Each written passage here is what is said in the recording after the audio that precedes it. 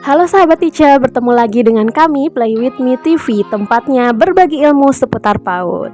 Bagaimana nih teman-teman, sudah menyiapkan rapot untuk dibagikan hari Jumat atau hari Sabtu? Saya yakin teman-teman semua sudah menyiapkan semuanya ya, karena beberapa lembaga akan membagikan rapotnya besok di hari Jumat atau enggak di hari Sabtu. Bahkan ada juga sebagian yang dibagikannya itu setelah liburan sekolah. Oke teman-teman, di video kali ini aku akan bahas tentang hal-hal yang harus dilakukan seorang guru saat membagikan rapot. Biasanya nih teman-teman, kalau misalnya kita membagikan rapot sama orang tua, kita bicara apa ya? Yuk tonton terus video ini dari awal sampai selesai. Jangan lupa yang belum subscribe dulu, like, nyalain notifikasinya, dan share video ini jika bermanfaat.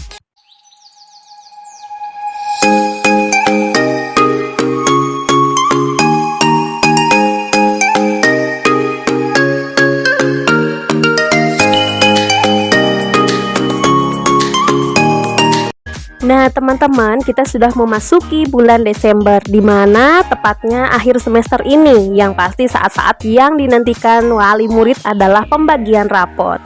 Nah saat pembagian rapot ini apa sih yang harus kita sampaikan kepada wali murid?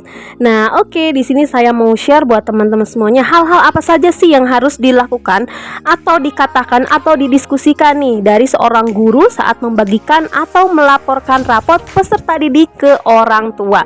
Nah sebelumnya kita harus tahu dulu tujuan untuk pembagian rapot ini dari guru ke siswa itu ya, untuk melaporkan perkembangan anak, apakah ada kenaikan perkembangan ataukah ada penurunan. Nah jika ada kenaikan, kita berikan apresiasi untuk orang tua maupun untuk peserta didik kita, dan jika ada penurunan, kita bisa untuk bekerja sama nih dengan orang tua, gimana caranya untuk semester depan bisa lebih baik lagi.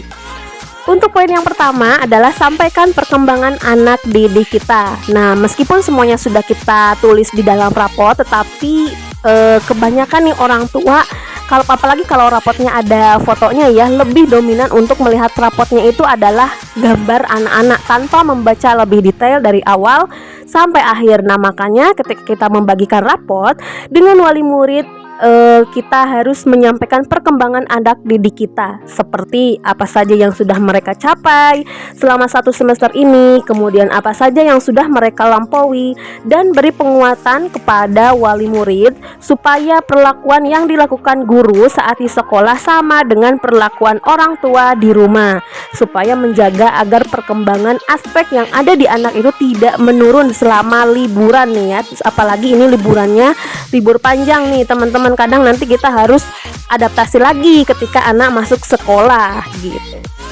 Di samping kita menyampaikan perkembangan yang sudah berkembang, kita juga sampaikan aspek-aspek yang belum berkembang atau aspek yang masih perlu distimulasi lagi, dan beri contoh perilakunya yang harus orang tua lakukan.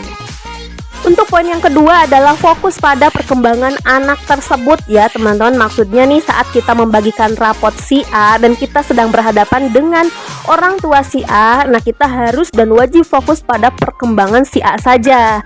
Nah sebenarnya rapot itu adalah sifatnya private ya teman-teman gitu. Jadi seorang guru sangat dilarang jika kita berhadapan dengan wali murid si A misalnya nih, nah kita membicarakan si B, karena itu berkaitan dengan etika seorang guru.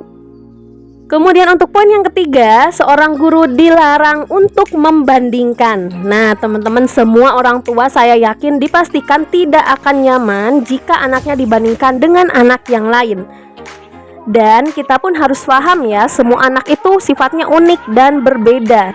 Kita tidak bisa nih membandingkan perkembangan satu anak dengan anak yang lain. Makanya kita sebagai seorang guru harus paham betul caranya atau cara berhadapan atau mengatasi solusi dengan beragam macam karakter anak. Jadi tidak bisa disamakan. Nah kita boleh membandingkan, tetapi dengan perkembangan usianya sendiri, bukan dengan temannya. Misalnya nih, di usianya yang sudah 3 tahun harusnya dia sudah bisa apa, kayak gitu. Nah kita bandingkannya dengan kemampuan anak tersebut di usia tersebut, bukan membandingkan satu anak dengan anak yang lain, tetapi bandingkanlah kelakuan anak itu dengan usia anak tersebut harusnya sudah bisa apa. Kalau di kurikulum yang lalu kita bandingkannya dengan STPPA di usia anak ya.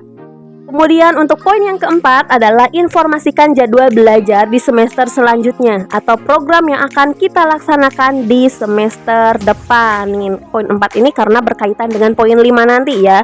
Jadi kalau ini kan semester 1, nah kita sampaikan nih program-program kita nanti di semester 2 itu mau ngapain. Jika ada kunjungan kita informasikan dengan orang tua langsung di situ ketika pembagian rapot bahwa bulan sekian akan ada kunjungan kemana. Kemudian ada rekreasi juga gitu, karena kan rekreasi juga itu butuh materi yang agak lumayan. Jadi lebih baik kita bicarakan terlebih dahulu supaya orang tua juga paham, kemudian bisa siap-siap untuk menyiapkan segala kegiatan di semester depan. Nah, untuk poin yang kelima, poin yang terakhir adalah beri pesan untuk orang tua apa yang harus dilakukan dan tidak boleh dilakukan ketika di rumah, terutama saat libur untuk menghindari penyesuaian lagi ketika masuk sekolah nih teman-teman di semester berikutnya. Atau bisa kita amanatkan kepada orang tua untuk selalu lakukan briefing saat libur gitu, karena misalnya ini kan libur nanti 2 minggu gitu. Jadi ketika masuk sekolah saya yakin anak-anak akan kembali beradaptasi, bahkan ada yang mungkin mulai malas lagi untuk berangkat sekolah. Nah, tadi tujuannya harus diinformasikan jadwal belajar atau program-program itu. Nah, kita bisa orang tua jadi nanti bisa briefing di rumah bahwa nanti di semester depan ada program-program yang asyik loh yang akan dilakukan oleh anak-anak kita. Misalnya apa gitu, jika orang tua sudah tahu sebelumnya. Nah, itu dia teman-teman hal-hal yang bisa kita lakukan atau yang bisa kita diskusikan dengan orang tua ketika pembagian rapot besok hari Jumat atau hari Sabtu ya teman-teman. Semoga bisa bermanfaat untuk kalian semua.